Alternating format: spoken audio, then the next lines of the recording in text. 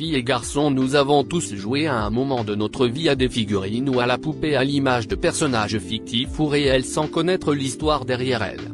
Aujourd'hui mesdames et messieurs, je vais vous faire découvrir l'histoire de quelques poupées connues ou non du grand public. Avant de commencer la vidéo, je vous invite à vous abonner à la chaîne Lunatop et à activer la cloche de notification pour ne rater aucune de nos nouvelles vidéos.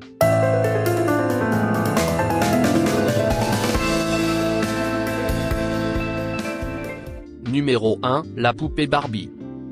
Barbie est une poupée qui existe depuis plus de 60 ans. Oui, vous avez bien entendu, la poupée Barbie a plus de 60 ans. Les premières poupées Barbie ont été commercialisées en 1959, puis la poupée a connu un succès mondial. La poupée Barbie a donc 62 ans plus précisément. En 1997, Mattel a vendu sa milliardième poupée Barbie. En 2009, et malgré une forte baisse des ventes due à la concurrence, la poupée a généré plus d'1 milliard d'euros de chiffre d'affaires. Des millions de fans à travers le monde et de tout âge. Elle a été créée par une société du nom de Mattel. Mattel est une société américaine de jouets fondée en 1945 par Harold Matson et Elliott Handley. D'où le nom de l'entreprise, Matt plus et Mattel. Elliott Handley est le cofondateur de Mattel et un des créateurs, avec sa femme Ruth Handler, de jouets tels que la poupée Barbie, Chatty Cathy, Creepy Crawly et Hot Wheels. C'est la femme d'Elliott Handler, Ruth Handler, qui a créé la poupée Barbie, diminutif de leur fille Barbara, en 1959 en reprenant les caractéristiques de Bill Lilly, une poupée allemande avec un corps d'adulte, des cheveux blonds et une garde-robe contemporaine, prototype de la poupée mannequin. Numéro 2, les poupées de la Isla de la Muñeca. La deuxième histoire est beaucoup moins belle et plaisante que la première. Il s'agit d'une île à poupées terrifiante. Près de Mexico se trouve l'île des poupées, où d'anciens jouets pour enfants ont été disposés d'une façon très perturbante, certains décapités ou démembrés. Julian Santana Barrera, le gardien de l'île lui-même retrouvé noyé il y a 15 ans, y a placé les poupées en hommage à une fillette retrouvée morte dans le canal, pensant apaiser son esprit. La légende veut qu'elle soit possédée par l'esprit de cette victime, dont la mort demeure très mystérieuse. Certains visiteurs sont persuadés d'avoir vu les poupées bouger et parler entre elles. Numéro 3, Chucky. Chucky, la poupée maléfique du film jeu d'enfant, Child's Play, de Tom Holland, fut inspirée par une légende, celle de Robert la poupée, que l'on connaît aussi sous le nom de Robert la poupée hantée et Robert la poupée enchantée.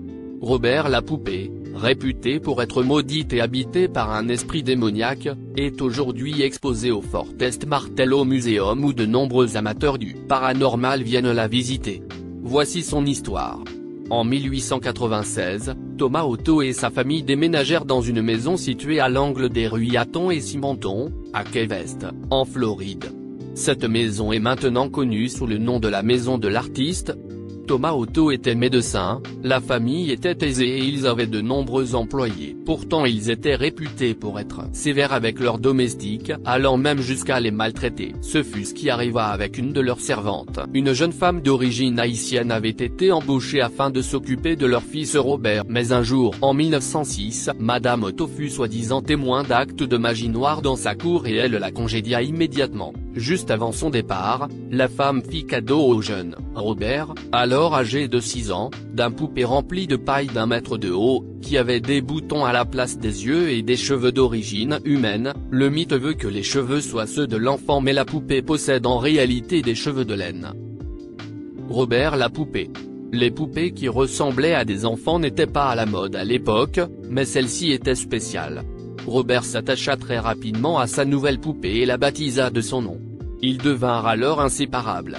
Il l'habillait avec ses propres vêtements, il l'emmenait partout avec lui et la nuit il la cachait dans son lit. Lorsque venait l'heure de passer à table, la poupée s'asseyait près de lui. Elle avait sa propre petite chaise et Robert la nourrissait discrètement quand ses parents ne regardaient pas. Peu de temps après, alors qu'il venait d'être sermonné par sa mère, Robert déclara qu'il voulait être appelé par son second prénom, Eugène. Il lui expliqua que Robert était le nom de la poupée, pas le sien. Les parents d'Eugène affirmèrent que lorsqu'il était dans sa chambre, l'enfant tenait souvent de longues conversations avec sa poupée. Il lui parlait de sa voix enfantine habituelle et une voix grave lui répondait.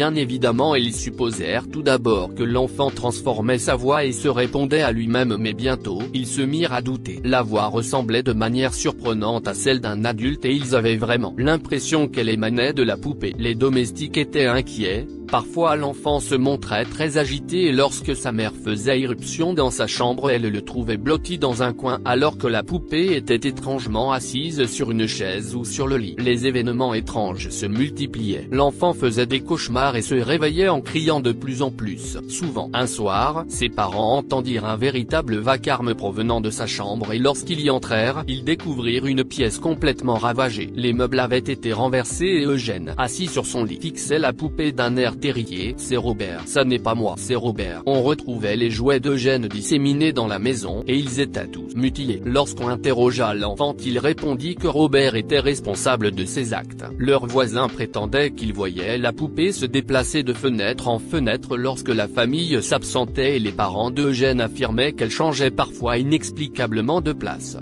Ils jurèrent aussi qu'il lui arrivait d'émettre un rire terrifiant et qu'il l'avait aperçu du coin de l'œil courir de pièce en pièce. De nombreux invités soutinrent que les lueurs de son regard variaient suivant ses humeurs et qu'elle clignait souvent des yeux. Alors que les phénomènes s'intensifiaient, de nombreux employés donnèrent leur congé et de nouveau furent embauchés. Les proches de la famille estimèrent alors qu'il était temps de faire quelque chose. Sur les recommandations d'une grande tante, les parents d'Eugène lui retirèrent la poupée puis ils la placèrent dans une boîte qu'ils déposèrent au grenier où elle résida durant de longues années.